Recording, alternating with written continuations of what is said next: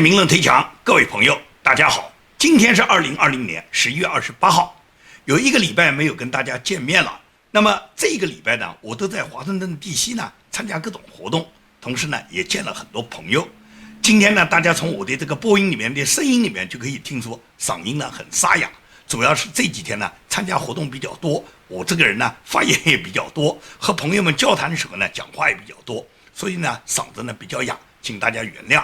那么这几天因为没有做节目呢，很多朋友都在催我，尤其是一部分朋友呢，我估计呢，他们呢是有一些急切的心情，但是呢，他们没有看我上一期最后一期结束的那一期节目，所以他们不知道那期节目里面我实际上是跟大家请了假的，我是说过到下一个礼拜周末再会，也就是这一个礼拜我将要到华盛顿 DC 去参加一些活动。那么有一部分朋友呢，可能呢不知道这个消息，没看那个节目，尤其我那个节目底下呢，曾经还给大家有过一个通知，只是呢很多人没留意到，因此呢关心的朋友比较多，甚至呢还有一些朋友呢在底下呢还有一些委屈和意见，对我呢很有意见，说我到外面去玩了，没跟大家去打招呼。其实我哪有心思玩啊？到华盛顿地区可以讲叫马不停蹄啊，每天的节奏都非常非常的快。那么今天呢是赶回了洛杉矶，到了家里面可以讲没有顾得上休息。我呢就想着赶紧给大家做一期节目，哪怕今天的视频给大家做的短一点，同时也是向大家汇报一下平安到来，把我们的节目呢就立即恢复，给大家呢延续下去。那么今天的节目要跟大家谈什么呢？这两天大家关心的仍然是美国总统的大选。那么总统大选大家都知道，在11月7号，媒体已经宣布拜登当选了。那么在宣布拜登当选之后，左派媒体，也就是大量的美国的所谓主流媒体，我把这些主流媒体一律称之为叫主要流氓媒体，这些媒体呢是大肆欢呼，拜登自己呢又是阻隔了，又是准备马上接任白宫了，所以忙得不亦乐乎。那么现在究竟拜登能不能当选呢？6个战场州的选票没有结果，也就是目前还有6个州的选票现在没有得出结果。在没有结果的情况下，川普总统也好，拜登本人也好，他们都没有过270票，所以说哪来的拜登就当选呢？拜登当选必须履行完美国所有的总统当选的所有的宪法程序，也就是最终有选举人要把票投到你拜登头上，让你拜登达到270票，你才存在着所谓的当选啊。所以这几天呢有一些重要的变化，尤其是星期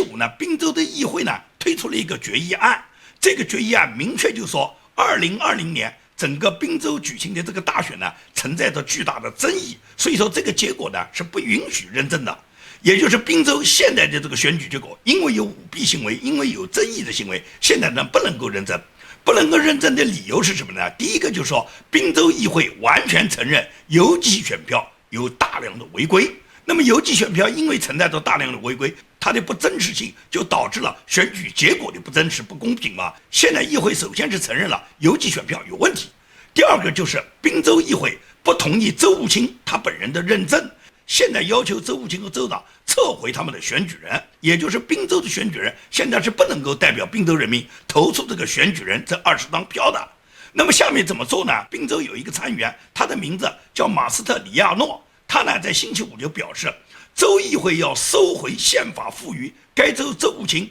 可以任命宾州选举人团成员的权利，也就是说，过去宪法是赋予了州务卿他可以任命选举人团，这个选举人团可以把宾州的20张选举人票把它投给这个当选者，因为现在选票已经有舞弊，有很多结果不公平，你现在的所谓的当选者就是他们认为是拜登了，这个当选者是不公平的，所以说呢，议会要求收回州务卿的这个权利。那么收回州务卿的权利下面怎么办呢？就是在11月30号他们启动州议会要推选选举人团，也就是不由你们这个选票决定了，而是由州议会重新推选选举人团，然后这个选举人团可以直接的把票投给川普，这样川普总统就赢得了宾州。那么宾州这个做法毫无疑问来讲，给另外几个战场州就带来了示范效应，所以说很可能有这么一种现象，就是这些战场州他们可以对现在的这个选票不予认定，然后由州议会选出他们直接的选举人团，这个选举人团可以代表本州的选民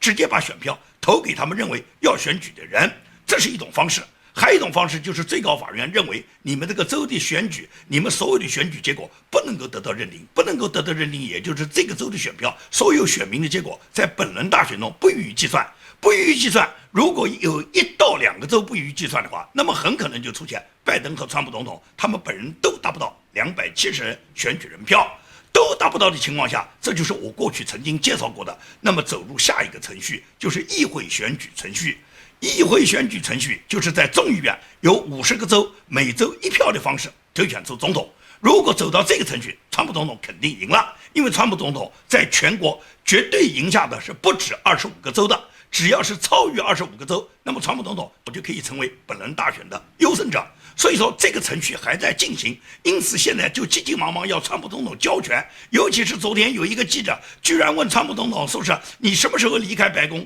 川普就告诉他别跟我这么去说话，我是总统，总统就不存在离开白宫的问题，什么时候宪法决定了我不是总统了，我当然会离开，你不要用这种口气跟总统说话。川普总统就教训这个家伙。现在这些左派媒体他们很猖狂，宪法没有确定下一任总统是谁，现在川普总统仍然是当任总统，即使是现在拜登确实是宪法认定他当选了，那也是1月20号的事。你现在要川普总统离开白宫，你什么目的哇？你有什么权利把现在一个时任总统让他离开白宫呢？所以川普总统怼得好。现在这些左派媒体已经到了丧心病狂的地步，因为他们这个大规模的舞弊，他们为什么要大规模舞弊？是因为他们跟中共的利益勾兑嘛？中共就希望民主党上台嘛？川普总统的大律师林伍德律师，他在上个礼拜就指名道姓的说出，加州的州长纽森和佐治亚州的州长，他们未经本州议会的同意，他们就擅自向中共订购了大量的口罩，花费了本州纳税人大量的金钱，向中共预定了口罩。他们这是完全没有得到州议会批准的情况下，完全是他们自己个人做出的决定，私自利用购买口罩的机会向中共呢汇出了大量的资金，而中共又把这个资金里面的一部分把它返还给这些人的家属，那么作为回扣就返还到这2个州长他们的亲属手上了。而到今天这些口罩仍然杳无踪影，没有运到美国来。这种情况在美国不是一个州发生，所以林伍德律师他直接指出，中共和这些摇摆州和很多州的州长他们有利益勾兑，不光是加州州长纽森和佐治亚州，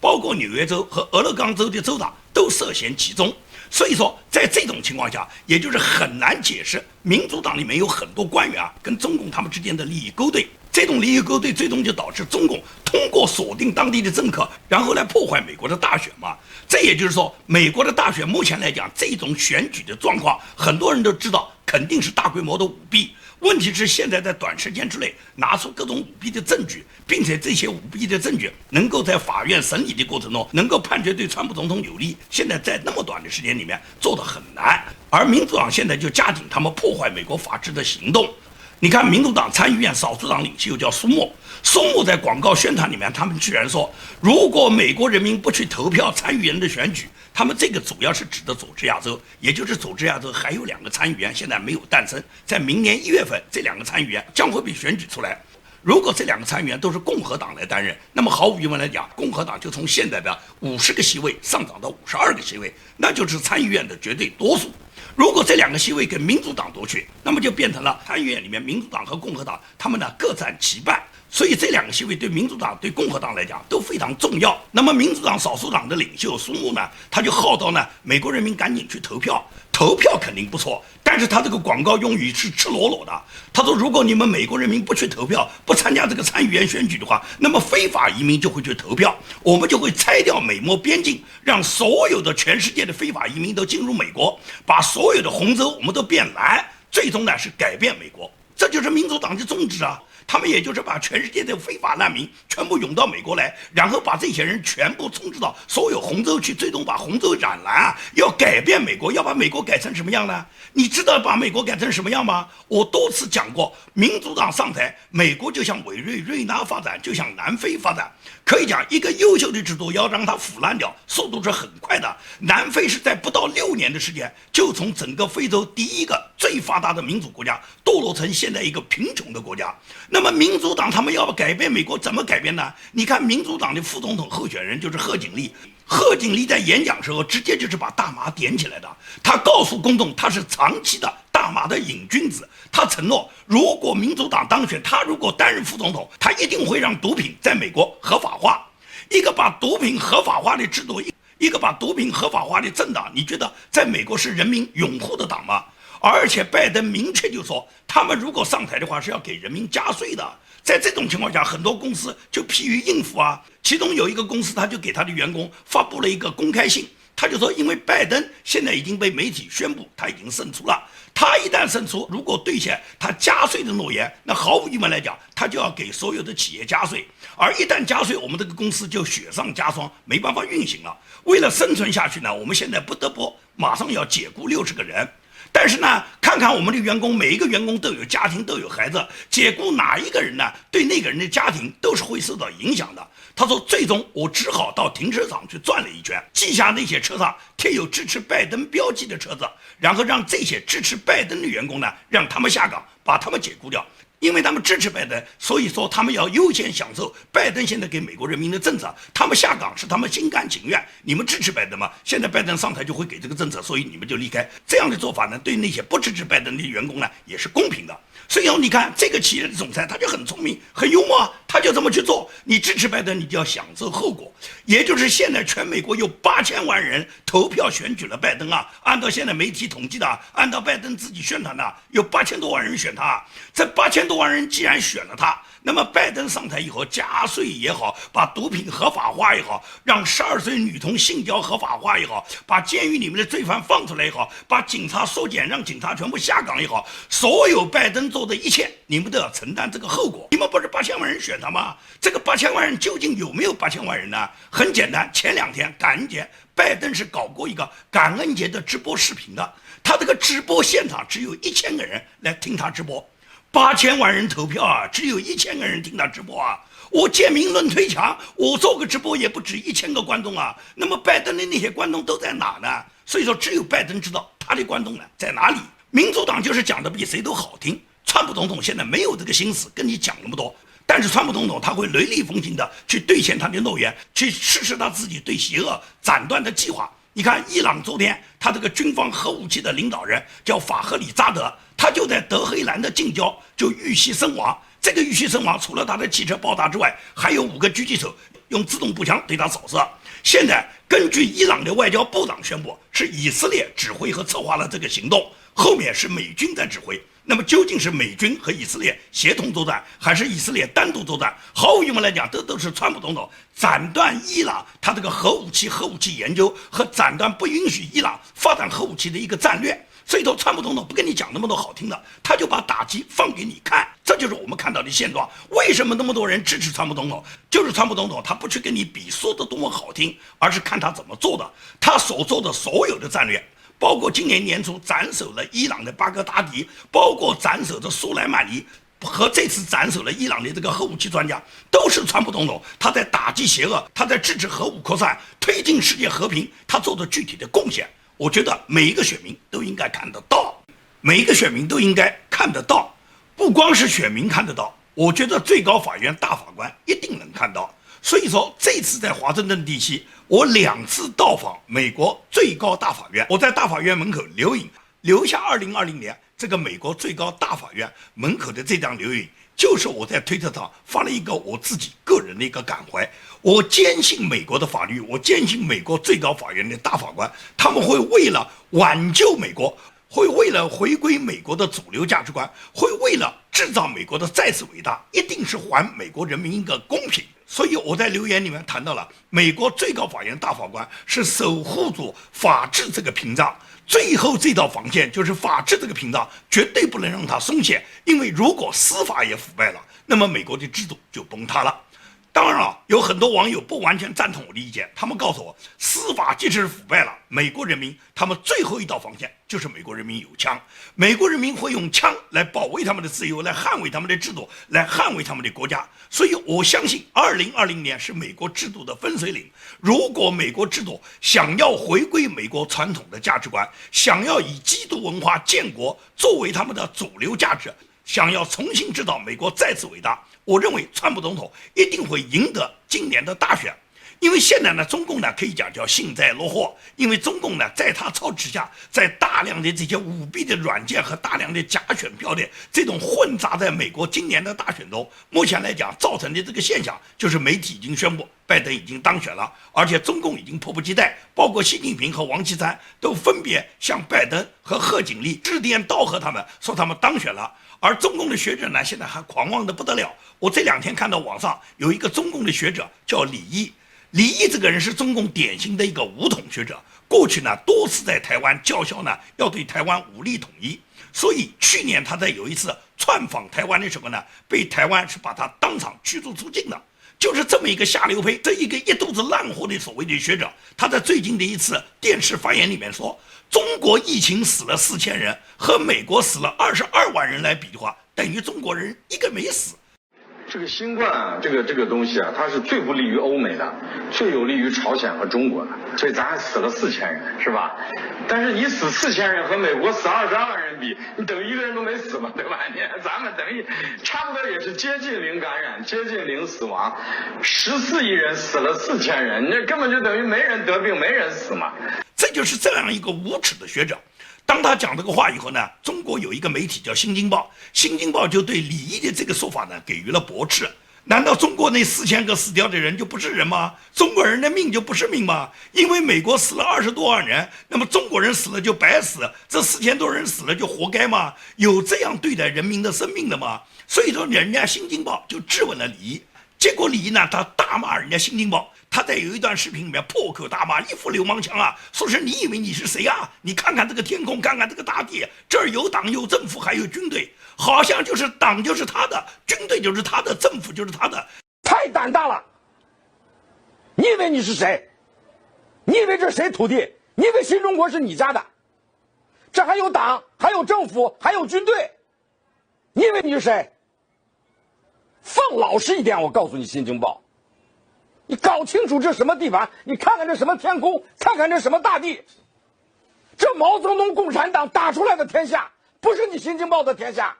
你李毅算什么啊？李毅过去一贯是公开的说是要求武统台湾，所以人家台湾人恨不得扒了他的皮。他自己呢又自称他是旅美社会学家，是人大重阳研究员。但是人家中国人民大学重阳金融研究院马上就跟他切割说，从来没有这么一位研究员，就是李毅实际上是风箱里面的老鼠，到哪都是挨打的。但是呢，他因为仗着他是中共的所谓学者，满口都是又有党了，又有政府了，又有军队了，好像党和政府军队都是受他李毅指挥的。你李毅是什么人啊？他还一再教训人家《新京报》，叫人家放老实一点。人家《新京报》背后有背景的，人家有人家的靠山，有人家的人脉关系啊。所以说这2天《新京报》对他一哄，李毅嘴又软了。他现在又跟人家说《新京报》和好了，人家在乎要跟你和好吗？你李毅是什么人啊？但是中共就培养出像李毅这种不知好歹、不知天高地厚的学者，他嘲笑人家美国死了20多万人，他认为美国人死的活该，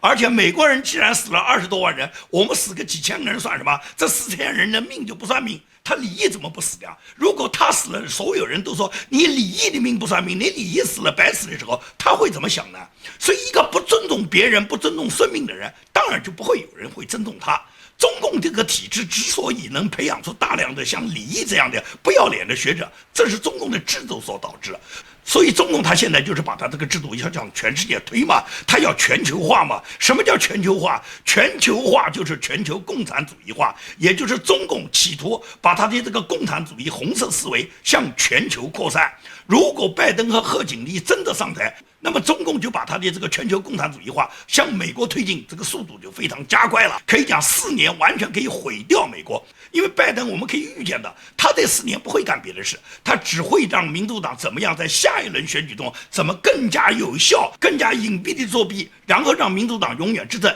然后就毁掉美国。这个少数党领袖苏木不讲吗？我们要改变美国，他改变的美国就是要贺锦丽和拜登嘴里面的要毒品合法化，要把警察下岗，要把罪犯放出来，要把社会搞坏。但是他们自己家的女儿会不会12岁的少女他们就送去性交合法化？他们自己会不会让他们的儿女首先去变性，然后让他们家里面首先成为毒品合法化的受害者？他们会不会愿意？所以说呢，这个问题不仅仅是考验美国民主党，也是拷问到美国所有的美国人民，你们愿意你们的国家变成这样吗？今天呢，我这个节目就跟大家做到这里，因为刚刚回来，我还很疲劳，所以今天呢，只能给大家做这么一个短视频。我们呢，下次节目再会，谢谢大家。